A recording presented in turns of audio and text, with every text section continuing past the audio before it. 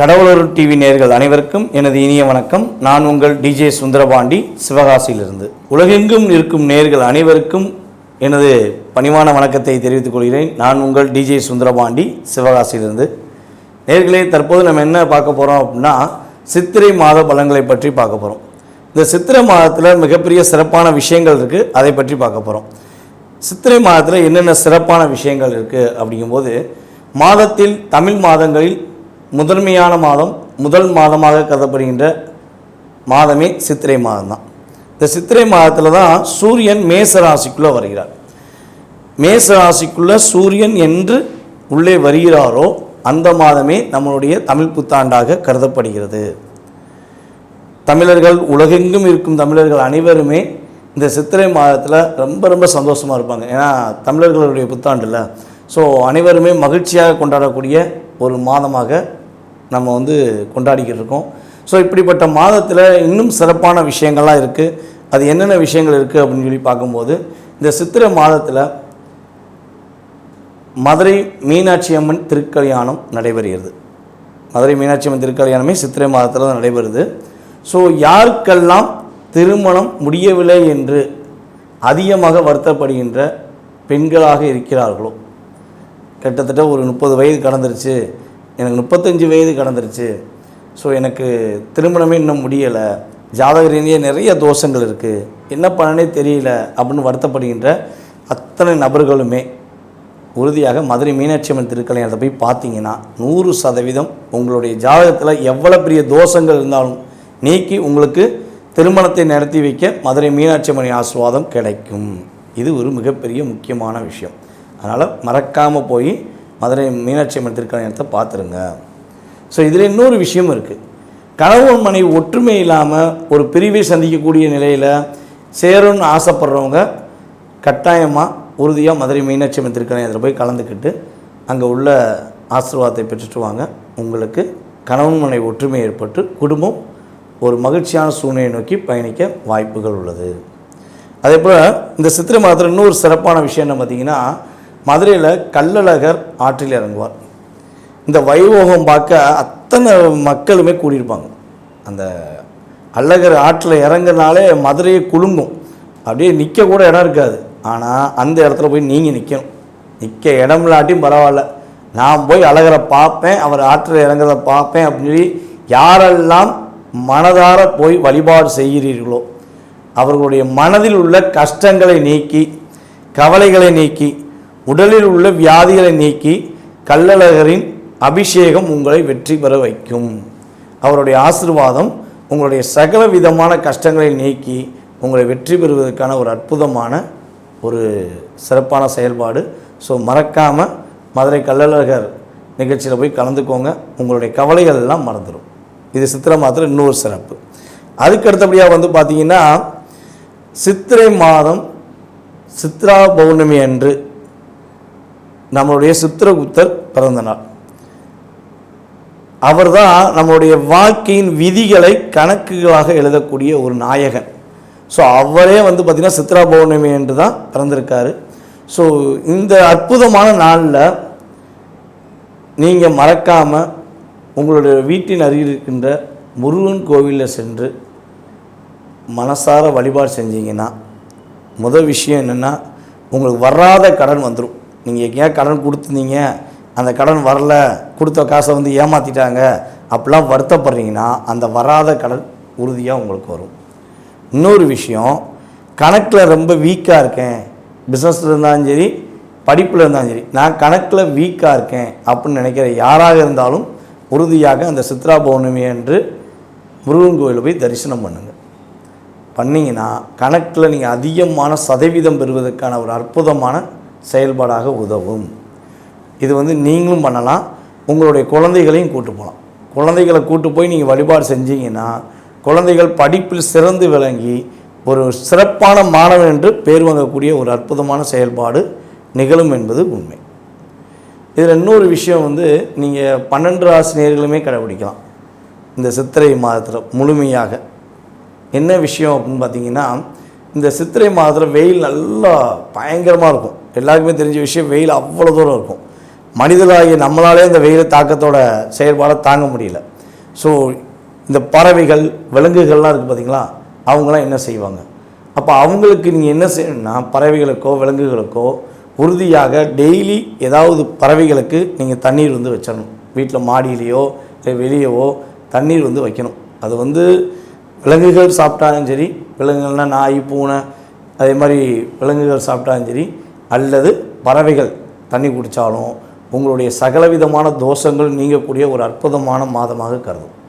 நீங்கள் இந்த செயலை செஞ்சீங்கன்னா உங்களுடைய தோஷங்களில் குறைஞ்சது ஒரு 60-70% நீங்கிறது நிதர்சனமான உண்மை. ஏன்னா அவங்களே தண்ணி எங்கடா கிடைக்கும்னு சொல்லி அலைவாங்க. ஸோ நீங்கள் அந்த தாகத்தை தீர்க்கும் பொழுது உங்களுடைய வாழ்க்கையில் நல்ல மாற்றங்களை நீங்கள் உறுதியாக உணர முடியும் என்பது நிதர்சனமான உண்மை. ஸோ அனைவருமே 12 ராசி நேயர்களுமே இதனை கடைபிடிக்கலாம். இப்போ நம்ம அடுத்து இன்னொரு விஷயம் பார்க்க போகிறோம். இந்த சித்திரை மாதத்தில் உள்ள கிரக நிலைகள் என்ன, சித்திரை மாதத்தில் என்னென்ன கிரகங்கள் எந்தெந்த ராசியில் அமர்ந்திருப்பாங்க அப்படின்னு சொல்லி பார்ப்போம்.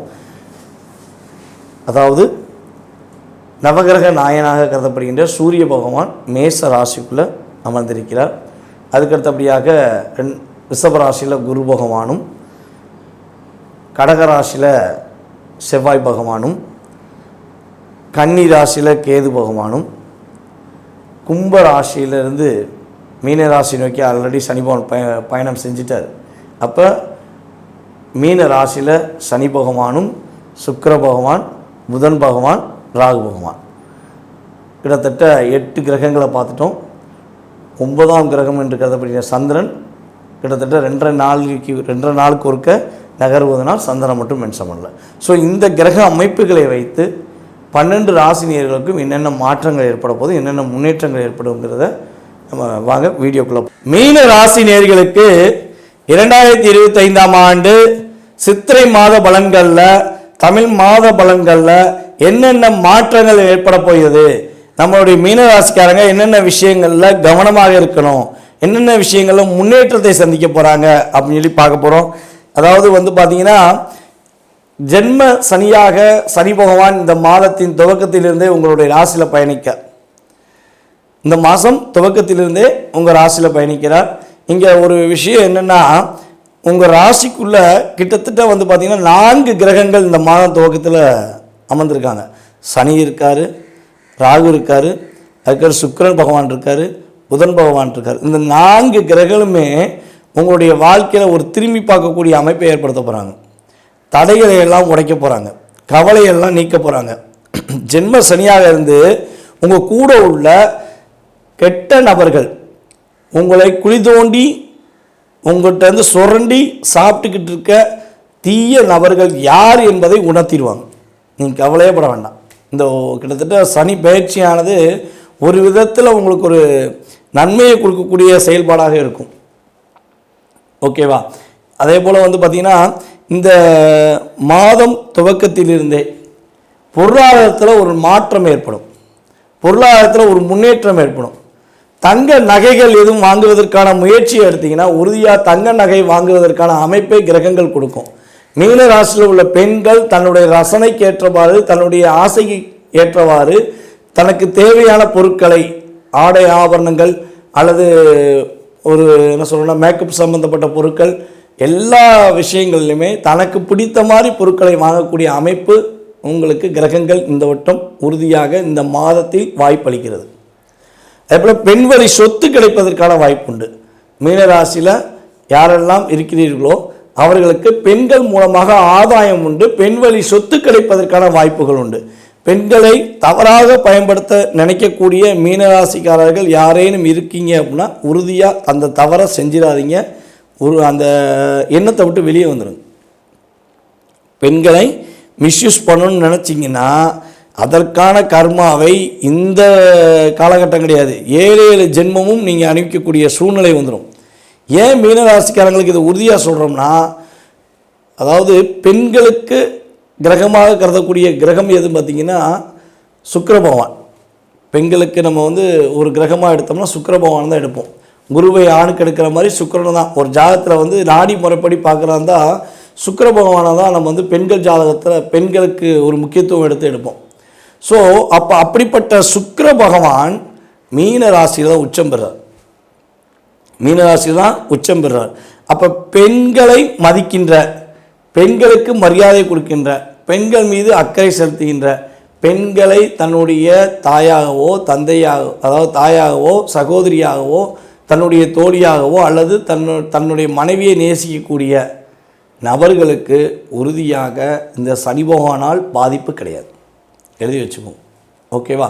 அதை விட்டுட்டு பெண்களை தவறாக பயன்படுத்துறது, தன்னுடைய தாயை கஷ்டப்படுத்துறது, அல்லது சகோதரி சொத்தை அபகரிக்கிறது, சகோதரியை கஷ்டப்படுத்துறது, அதுக்கடுத்தபடி பார்த்திங்கன்னா மனைவியை தேவையில்லாத வார்த்தைகளாக காயப்படுத்துறது, போதைக்கு அடிமையாகி மனைவியை அசிங்கப்படுத்துறது, அல்லது மனைவிட்ட பணத்துக்காண்டி மட்டுமே சொத்தை அபகரிக்குங்கிற நோக்கத்தில், நகையை அபகரிக்கும் எண்ணத்தில் இருக்கிற நபர்கள் அனைவருக்குமே, அல்லது தோழியாக இருக்கின்ற ஒரு சகோதரிகளை தவறான முறையில் சித்தரிக்கிறது, இதெல்லாம் செய்கிற யாராக இருந்தாலும் சரி, அது பெண்களுக்கு பெண்களே இருந்தாலும் சரி அல்லது பெண்களுக்கு ஆண்களாக இருந்தாலும் சரி, உறுதியாக பாதிப்பை சந்திப்பீங்க. சனி பகவான் தண்டனையை கொடுத்துருவார். உங்களுக்கு கெட்டது செய்கிற அத்தனை பேருக்குமே பாடத்தை புகட்டி கொடுப்பார் என்பது நிதர்சனமான உண்மை. ஓகேவா?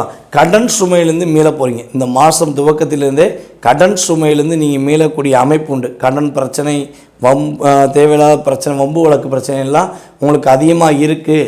ஸோ நீங்கள் தப்பே பண்ணலை, உங்கள் மேலே தப்பாக ஒரு சட்ட ரீதியாகவோ அல்லது ஒரு பொதுவாகவோ ஒரு பிரச்சனையை உண்டு பண்ணுறாங்கன்னா அந்த பிரச்சனையிலேருந்து நீங்கள் விடுபடுவீங்க. உங்களுக்கு சாதகமான அமைப்பு உறுதியாக நடைபெறும். கடன் பிரச்சனை படிப்படியாக இந்த சித்திரை மாதம் துவக்கத்திலிருந்து குறைஞ்சது ஒரு 9 மாதத்துக்குள்ளே கொஞ்சமாச்சு கடன் இல்லாத சுமையை நீங்கள் பெறக்கூடிய அமைப்பு உண்டு. ஓகேவா? ஸோ அதே போல் பார்த்திங்கன்னா இன்னொரு விஷயம், உங்களுடைய முயற்சிகளில் கொஞ்சம் நிதானம் தேவை. அவசரப்பட்டு முடிவெடுத்துடக்கூடாது. உங்களை யாராச்சும் உங்களை மிகைப்படுத்தி காட்டி உங்களை உசுப்பேற்றுறாங்க, ஸோ இல்லைன்னா உங்களை இதை செய்யுங்க, ரொம்ப ரொம்ப சூப்பராக இருக்கும், நீங்கள் நினச்சா முடிச்சிடுவீங்க அப்படின்னு சொல்லி யாராச்சும் உங்களை சொன்னாங்கன்னா அந்த விஷயத்தில் உள்ள ப்ளஸ் மைனஸை ஃபஸ்ட்டு நல்லா ஃபில்டர் பண்ணிவிட்டு செய்யுங்க. அப்படி செஞ்சிங்கன்னா பாதிப்பு உங்களுக்கு கிடையாது. தொழிலில் நல்ல விதமான லாபத்தை சந்திப்பீங்க. அதே போல் நகைகள் வாங்கக்கூடிய அற்புதமான சூழ்நிலைகள் உண்டு. உங்களுக்கு இந்த சித்திரை மாதம் துவக்கத்திலேருந்தே கொஞ்சமாச்சும் உங்களுக்கு ஏற்ற நகைகளை நீங்கள் வாங்கக்கூடிய கிரக நிலைகள் ஏற்படும். அதே போல் காலி இடங்கள் வாங்கக்கூடிய அமைப்பு உண்டு. இடங்கள் பார்த்திங்கன்னா வீடு வாங்குறதை விட உங்களுக்கு காலி இடங்கள் வாங்கக்கூடிய அமைப்பெலாம் கிரகங்கள் அதிகமாக கொடுக்குது. வீடு கட்டுவதற்கான முயற்சிகள் எடுத்திங்கன்னா இந்த மாதத்தில் நீங்கள் அதற்கான முயற்சிகளுக்குரிய செயல்பாடுகளை செயல்படுத்தலாம். ஒரு கம்யூனிகேஷன் சம்மந்தப்பட்ட விஷயங்கள் மட்டும் கவனமாக இருங்க. ஃபோன் மூலமாக யார்ட்டையா பேசுகிறீங்க, ஃபோன் மூலமாக உங்களுடைய பரிமாற்றத்தை செயல்படுத்துகிறீங்கன்னா ரொம்ப ரொம்ப கவனமாக இருங்க, எச்சரிக்கையாக இருக்கணும். சரியா? ஏதாவது வீடியோ போட்டு விடுறது, யூடியூப்பில் உங்களுடைய கருத்துக்களை பரிமாற்றம் செய்வது, அல்லது பார்த்திங்கன்னா காணொளி ஏதாவது வீடியோ மூலமாக ஏதாவது பதிவிடுறது, ஓகேவா, ஃபோட்டோ பரிமாற்றம் செய்கிறது, இந்த விஷயங்கள்லாம் ரொம்ப ரொம்ப கவனமாக இருக்கணும். அது ஆணாக இருந்தாலும் சரி பெண்களாக இருந்தாலும் சரி, நம்மளுடைய மீனராசிக்காரங்க கவனமாக இருந்தால் பாதிப்பு கிடையாது. ரொம்பையும் கஷ்டப்பட தேவையில்லை. புதிய உறவுகள் அப்ளிகேஷன் வருது, புதிய நட்புகள் உங்களுக்கு உதவுறேன்னு சொல்லி வந்தாங்கன்னா ஸோ அவங்களுடைய டோட்டல் ஹிஸ்ட்ரியை தெரிஞ்சுக்காமல் ஸோ நீங்கள் அனுமதிச்சிடாதீங்க. ஸோ இதெல்லாம் கவனமாக இருந்தீங்கன்னா உங்களுக்கு மிகப்பெரிய மாற்றம் உண்டு. ஸோ இந்த மீனராசிக்காரங்க என்ன வழிபாடு செஞ்சால் ஒரு மாற்றத்தை சந்திக்க முடியும் அப்படின்னா, முடிஞ்சளவு தினமும் விநாயகர் வழிபாடு செய்யுங்க. தினமும் விநாயகர் வழிபாடு செஞ்சுட்டு எதையுமே செயல்படுத்துங்க. ஞாயிற்றுக்கிழமை சிவன் கோயில் வழிபாடு செய்யுங்க. ஸோ இந்த 2 வழிபாடுகளையும் முழுமையாக நீங்கள் மனசார பின்பற்றினீங்கன்னா மீனராசிக்காரர்களுக்கு வெற்றியும் மகிழ்ச்சியும் உறுதியாக உண்டு என்பதை குறிக்கொள்கிறேன். கடவுள் அருள் டிவியை பார்த்தமைக்க நன்றிகள். மேலும் இது போன்ற தகவல்களை தெரிந்து கொள்ள கடவுள் அருள் டிவியை சப்ஸ்கிரைப் செய்யுங்கள். மறக்காமல் பெல் ஐக்கானை கிளிக் செய்யுங்கள்.